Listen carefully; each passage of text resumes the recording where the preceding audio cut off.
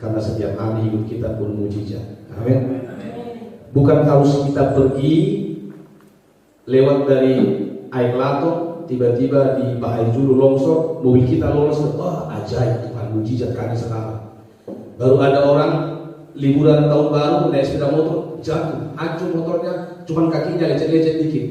Lalu bilang, puji Tuhan, kami mengalami mujizat Tuhan. Kalau ini jangan jadi patokan kita mengalami mujizat Tuhan. Nanti hamba-hamba Tuhan doanya jadi lain. Tuhan biar bersyukur jemaatku, bikinlah kecelakaan terus-terus tak selamat gitu. Ada tipe jemaat kayak gitu, dia bersaksi kalau dia punya masalah ditolong Tuhan. Dia kecelakaan gak jadi mati, itu betul kebaikan Tuhan. Amin. Tapi maksud saya jangan iman kita yang model-model kayak gitu. Tapi iman kita harus mujizat setiap hari. Haleluya. Cuma sehat-sehat kita, bernapas dengan baik, masih segar kita paru-parunya, sudah mujizat setiap hari. Haleluya. Jadi kalau saya Tuhan kasih kesempatan berbagi firman Tuhan, saya hanya mau menyampaikan apa yang Tuhan taruh dalam hati kami, dalam gereja kita yang ada di Kandis, Riau secara khususnya. Saudara, bagi kami sama seperti tempat ini. Bagi kami dan bagi saya, dan saya tanamkan sama jemaat itu bahwa gereja ini keluarga. Saya ngomong sama jemaat bilang, saudara, demi Tuhan, keluarga tulang saya, lai saya, bere saya, belum tentu saya ingat. Tapi kalau gereja ini jemaat Tuhan semua ada di hati ini. Pertanyaannya, ada nggak aku di hati kalian? Ini belum ada sih. Jadi apapun ceritanya, kita keluarga besar tubuh Kristus bahagia. Haleluya. Jadi apa yang Tuhan taruh sama kita, ini mau saya bagikan supaya kita jelas tahun 2024 ini. Kalaupun pernyataan Tuhan kasih warning, biasanya Tuhan itu kasih alarm ya, peringatan. Tadi katanya saya dengar tahun ini. Kalaupun tahun ini berangkat, biar berangkat dengan sukacita. Tidak merupakan kebetulan khotbah saya di Natal sampai tahun baru saya bilang orang percaya itu matinya pun bahagia. Amen. Itu jelas. Jadi saudara nggak perlu kita takutkan, semua ada pada waktunya Tuhan dan alami gogo. Cuman yang mau Tuhan taruh sama kita supaya kita jelas tahun 2024 ini kita harus tahu kemana Tuhan menuntun kita. Karena hidup ini perjalanan, amin. Bukan pelarian. Haleluya. Hidup perjalanan bukan pelarian. Sangat jauh berbeda. Tapi dalam perjalanan hidup kadang-kadang kita perlu berlari. Tapi bukan karena pelarian. Karena pelarian biasanya menghindari debt collector, ya kan? Pelarian misalnya menghindari tukang tagih. Tapi kalau berlari itu mengejar janji Tuhan. Rasul Paulus berkata, aku melupakan di belakang 2023, lupa sama sekali. Tapi aku menghadapkan pandangan ke depan dan berlari mencapai tujuan panggilan surgawi. Jadi 2023 tema kita Hikanos, 2024 Jalan Suci Indonesia tetap temanya masih Hikanos. Cuma tahun 2023 Tuhan mau kita untuk mengerti kita dilayakkan bukan karena kecakapan kita, bukan karena perbuatan kita, bukan karena kebaikan kita, tetapi karena kebaikan Tuhan dalam hidup kita. Puji Tuhan. Itu Hikanos yang pertama. Tapi untuk ke depan ini Hikanos 2024 itu ayatnya Wahyu pasal yang ke-17 ayat 14. Sebab mereka yang dipanggil, mereka itulah yang akan dipilih, dan mereka yang dipilih itu mereka yang setia, dan mereka yang setia itulah yang akhirnya akan menang. Puji Tuhan. Haleluya. Jadi apapun ceritanya, di titik awal Hikanos yang pertama Tuhan berbuat bagi kita. Di Hikanos yang sekarang ini kita harus berkata, Tuhan, ini tanggung jawab yang kuberikan atas semua berkat Tuhan di hidupku. Haleluya.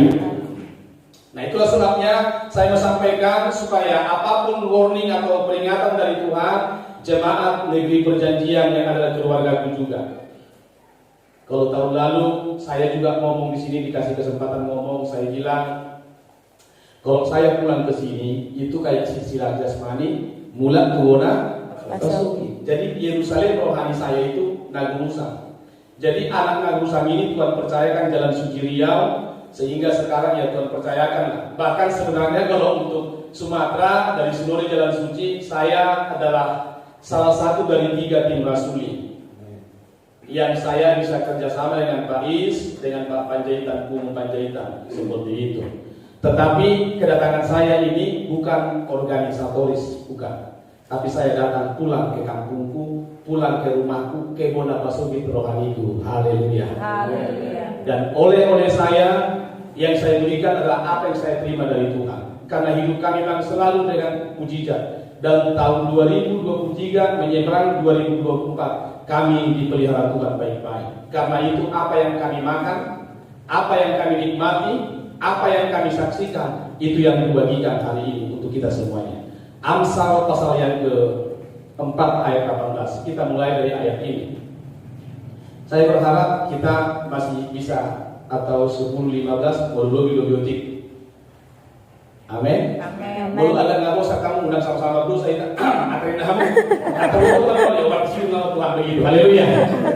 Janji ya. Haleluya. Kamu nak terasi kita, kau tidak apa? Atau kau berada di janji. Jadi usaha kamu nanti itu. Lo tersinggung karena apa? Padahal enggak. Haleluya. Amsal pasal yang keempat ayat 18. Ada di sini kan, Bapak? Oh, apa? Panggil Om boleh tanya di sana. Bapak saya begitu ya. Oke. Ada ya?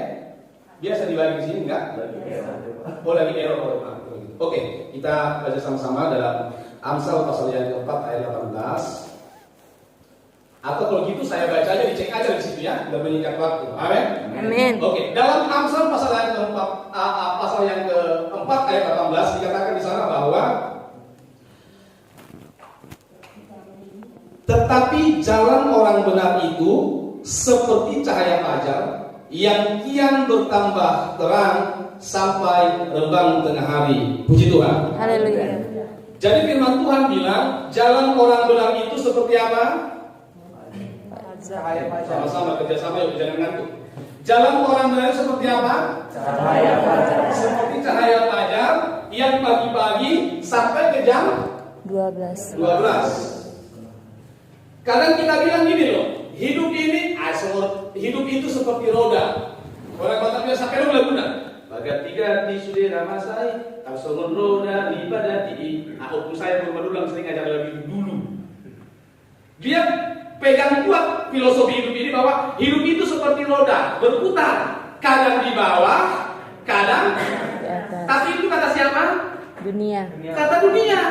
Kata firman Tuhan enggak pula seperti itu. Nah, sekarang pilihan ada di tangan kita. Masalahnya kita dengar apa kata dunia, kita dengar apa kata Tuhan, lalu pilihan ada dalam tangan kita. Kalau kau pilih batu tangan kanan, kau pilih tangan kiri, kau dapat racun. Kan begitu kata dunia lagi. Nah itulah sebabnya ada orang berpikir, iyalah memang hidup ini kayak gitunya. Kadang di atas, kadang di bawah. Jadi mulok, lono. Nah kayak sudah muncul. Jadi kalau orang sudah punya iman bahwa hidup ini memang kadang mulok, kadang lonong, ya seperti itu. Karena jadilah kepadamu menurut imanmu, menurut apa yang kau percaya.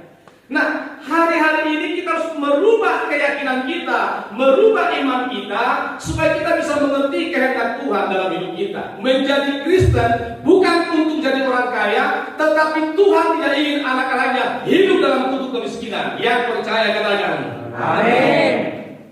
Saya dulu Bapak Ibu punya prinsip, biar saya menderita Tuhan, biar miskin saya mau iring Yesus, pikul salib sangkal lirik. Saya menderita, tetap setia sama Tuhan. Rupa-rupanya yang dulu saya anggap ini adalah satu komitmen yang luar biasa. Tuhan gak suka yang seperti itu. Alkitab berkata seperti Bapa sayang kepada anak, demikian Tuhan sayang kepada kita. Lalu pernah gak kita orang itu bilang, kau lihatnya anak sekolah itu udah jadi pembunuh dia sekarang, bercontoh beda Tuhan. Pernah kayak gitu? Enggak pernah.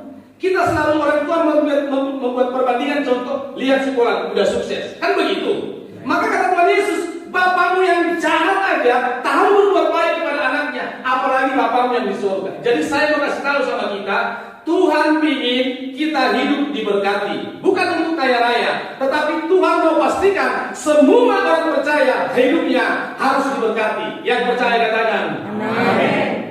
Saya percaya. Nanti kita akan buktikan dalam firman Tuhan. Makanya kita mulai dengan Amsal 4 ayat 18, bahwa jalan orang benar itu seperti perjalanan matahari. Tapi dimulai dari jam 6 pagi, enggak balik tenggelam ke jam 6 sore, enggak. Alkitab berkata dimulai dari jam 6 pagi, naik,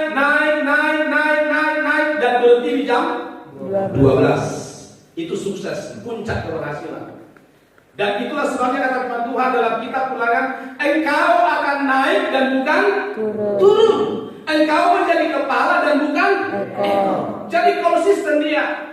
Tuhan gak pelitah, kadang A kadang B enggak. Tuhan selalu searah dalam janjinya. Tetapi yang menjadi masalah, ada banyak orang Kristen yang tidak mengerti hati Bapa, enggak mengerti hati Tuhan. Beberapa orang berpikir Tuhan itu suka marah, Tuhan itu kejam, Tuhan itu begitu. Enggak.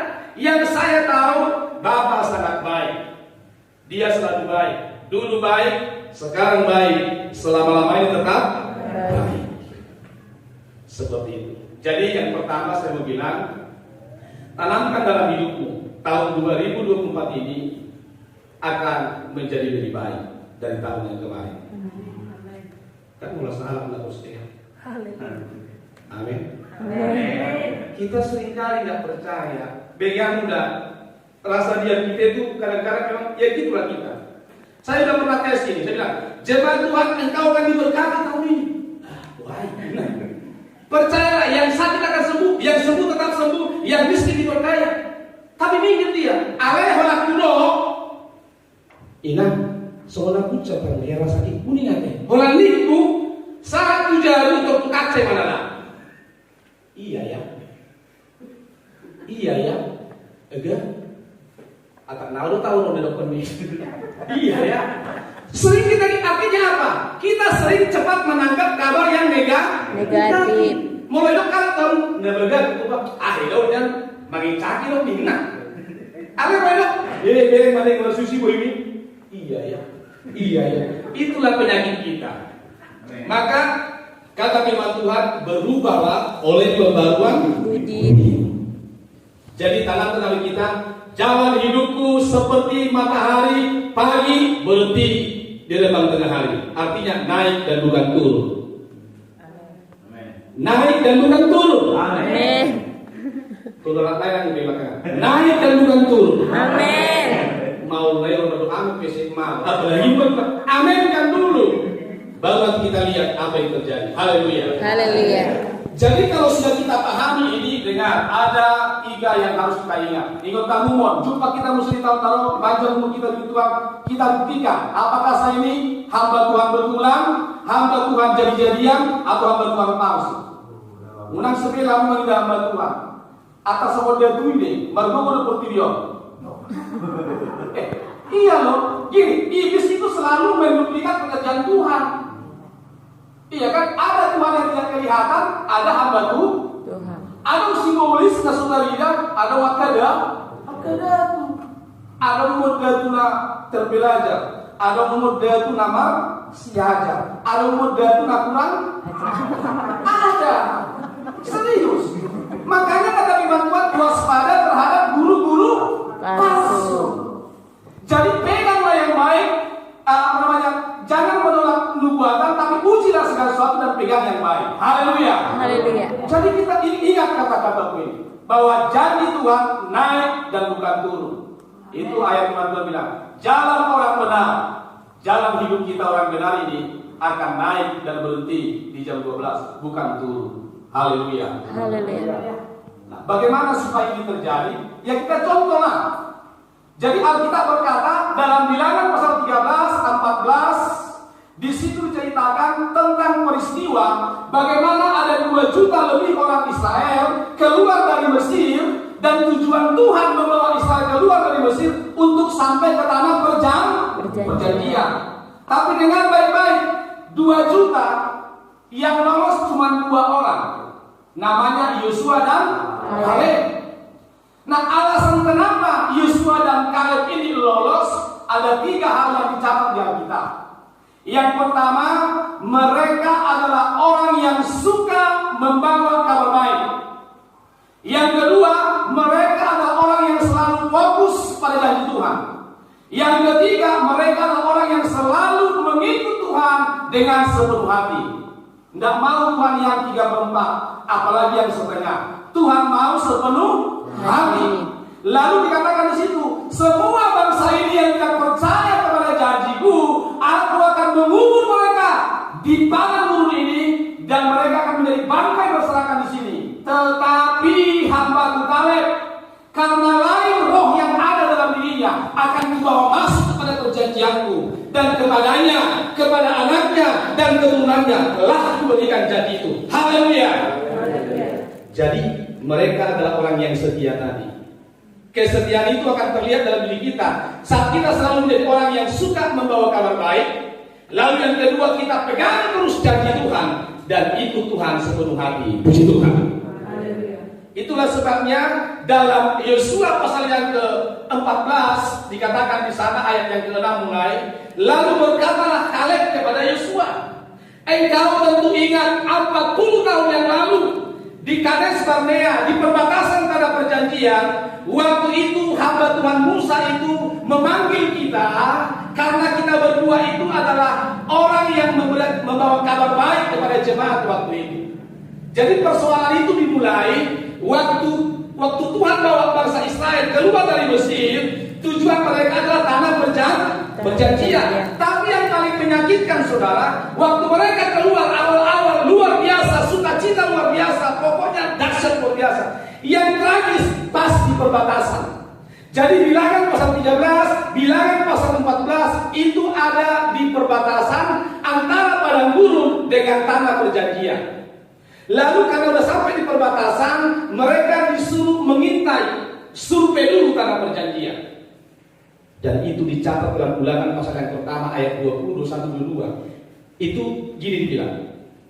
Lalu datanglah tua-tua orang Israel, lalu mendekati Musa. Mereka mau nego sama Musa. Dibilang kayak gini, engkau telah menyampaikan firman Tuhan kepada kami tentang janji Tuhan. Tetapi sekarang izinkanlah orang-orang ini utuslah pergi untuk mengintai. Betul nggak janji Tuhan itu? Lalu ayat berikutnya kata, lalu Musa memandang baik musuh ini. Saya mau kasih tahu, Musa orang paling lembut hatinya sedunia, kata firman Tuhan. Tetapi kitab Mazmur mencatat Musa mati nggak sampai ke tanah perjanjian karena hatinya pahit dan kecewa karena umat itu. Lapatanlah dan usi, salinglah kita mengasihi. Mohon hamba Tuhan ini sempat hatinya pahit memang, dia pun mati, jemaat Tuhan pun terlantar. Dengar yang kisahnya begini. Jadi Musa menyampaikan tentang janji Tuhan. Pas sudah sampai di perbatasan, muncullah usul ini. Musa, kita utuslah beberapa orang terbaik, kita survei dulu tanah Kanan itu. Nanti baca baik-baik. Ulangan 1 ayat 21. Apakah betul seperti itu? Nah, lalu setelah mereka pergi, sebenarnya apa maksud daripada ayat itu? Lapatanna artinya, kenapa harus survei? Mau membukti?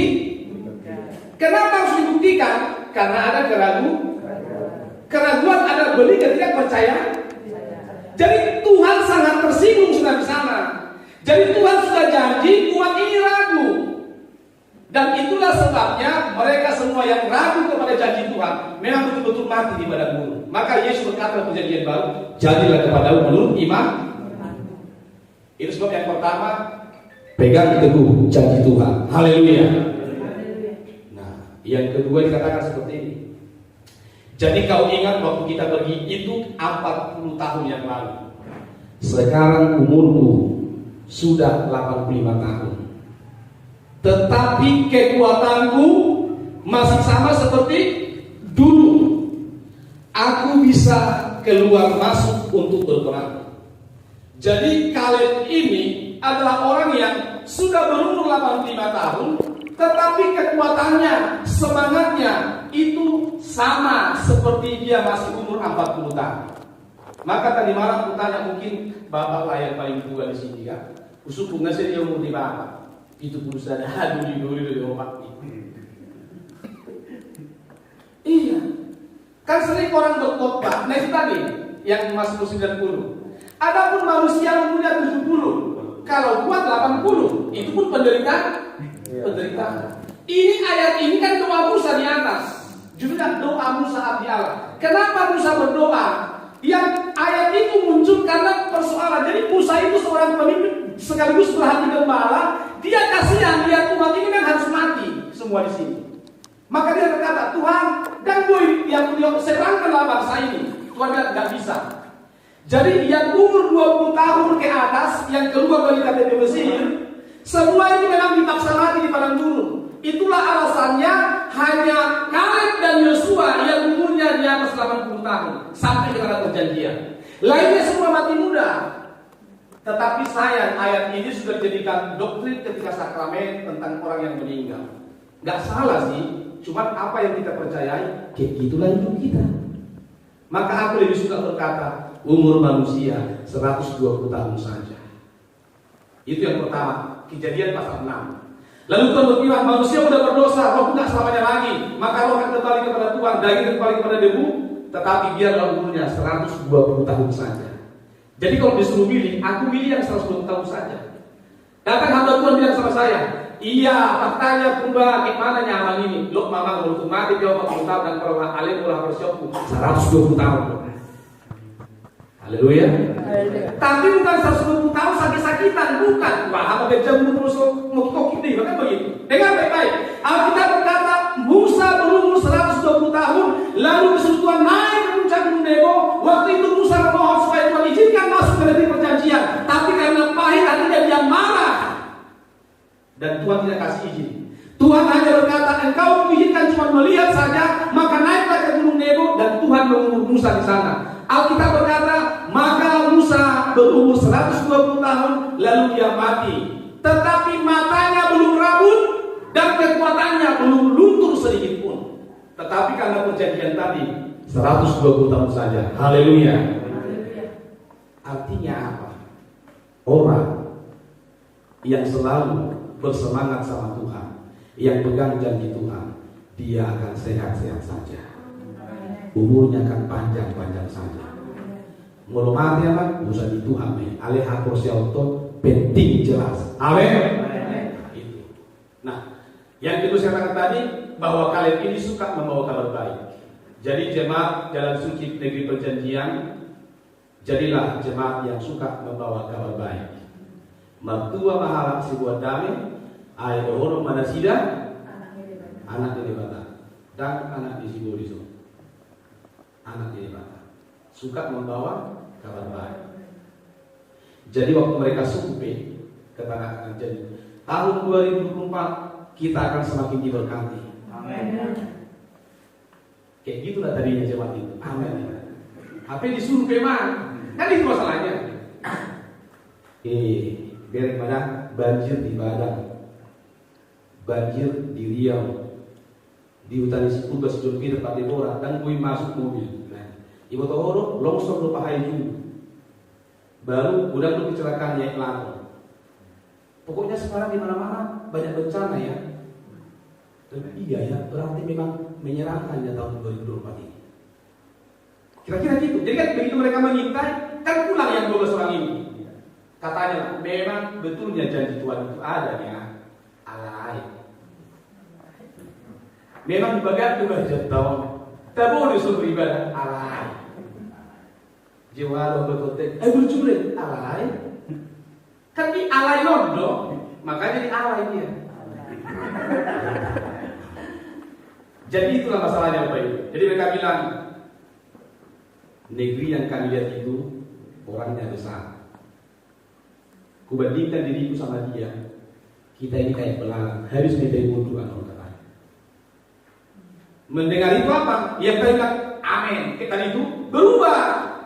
Langsung rapat besar, kongres besar-besaran. Kita pecat Musa, ganti pemimpin baru, balik ke Mesir, ganti Allah sekarang. Alanya mendengar kabar buruk. Yang paling parah dibaca dalam Bilangan 14 itu. Lalu tampillah Yosua dan Kaleb. Dia bilang, tidak. Memang negeri itu baik dan betullah kata mereka di sana orang-orang itu raksasa. Tapi aku bilang, janji Tuhan itu pasti digenapi dan Tuhan akan menyertai kita. Mereka akan kita kalahkan. Itu kabar baik kabar buruk? Baik. Kabar baik kabar buruk? Baik. Tapi tahu apa respon bangsa itu mendengar kabar baik? Setelah bangsa itu mendengar apa kata Kaleb, mereka ambil batu mau lempar matikan Kaleb. Jadi memang kebanyakan orang itu Tuhan ini tapi tidak suka kabar baik. Begitu dengar mereka itu disangka raksasa, kita nanti telah angkat pemimpin, kita balik. Jadi mereka lebih suka kabar buruk. Tapi di tempat ini tahun 2024 semuanya suka kabar baik, nyampaikannya pun nyampe kabar baik. Haleluya.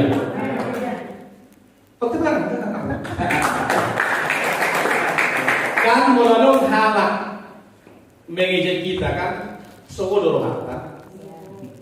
Tapi kalau ada bilang, semangat kali amang itu Pak. Kan kita pun enak mendengarnya.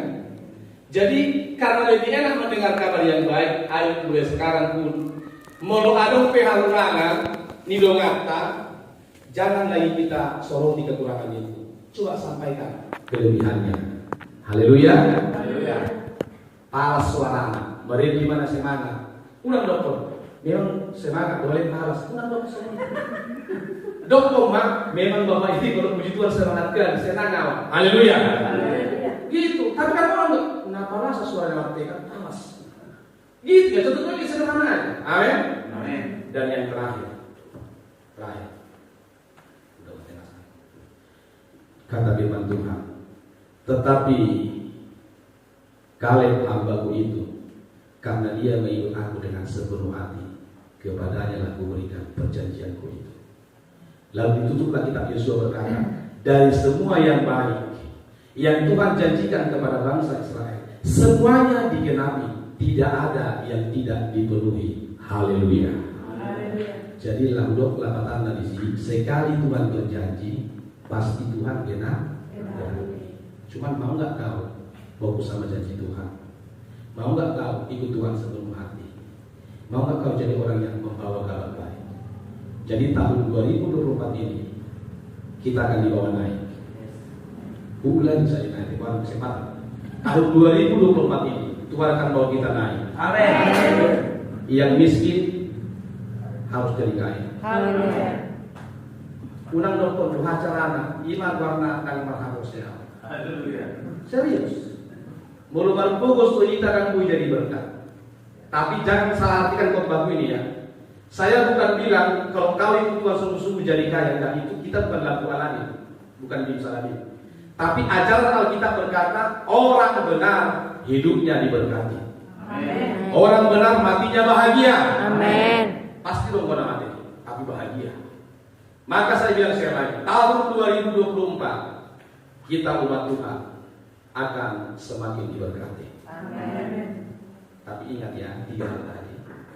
Tetap pegang janji, ikut Tuhan sepenuh, dan jadilah pembawa kabar baik. Unang dan burki, sifat kamu lakukan sifat buang kalian yang buruk, sampaikan yang baik, sehingga orang yang mendengar dari gereja tetangga, dari tetangga yang banyak masalahnya datang ke sini. Pertama coba-coba, ujungnya hadiah, lah longkok balik sore. Gaji KKR lah kita pasca tahun depan, bukan tahun depan, bulan 4 besok. Asal ku telepon bapak ini, gimana kita KKR di situ? Mau di yang dia, mau di, dan kami itu rumah saudara. Kalau Tuhan dosia ekor, kalau laut melalui satu. Jadi tumpuan amak si malang pe di gereja dalam dosa, anggo Yesus tetap dorong ikut tersidang di mana. Iya kan, jadi tetap semangat supaya kita makin diberkati. Sekali lagi di penghujung akhir firman Tuhan atau sharing yang saya bagikan, saya mau bilang dengan iman, semua jemaat Tuhan tempat ini, jangan pikirkan gimana caranya, tapi pikirkan bagaimana kau beriman sama Tuhan. Saya mau bilang 2024 kita akan semakin diberkati. Pegang janji Tuhan, ikut Tuhan sepenuh hati, dan jadilah pembawa kabar baik. Kita berdoa.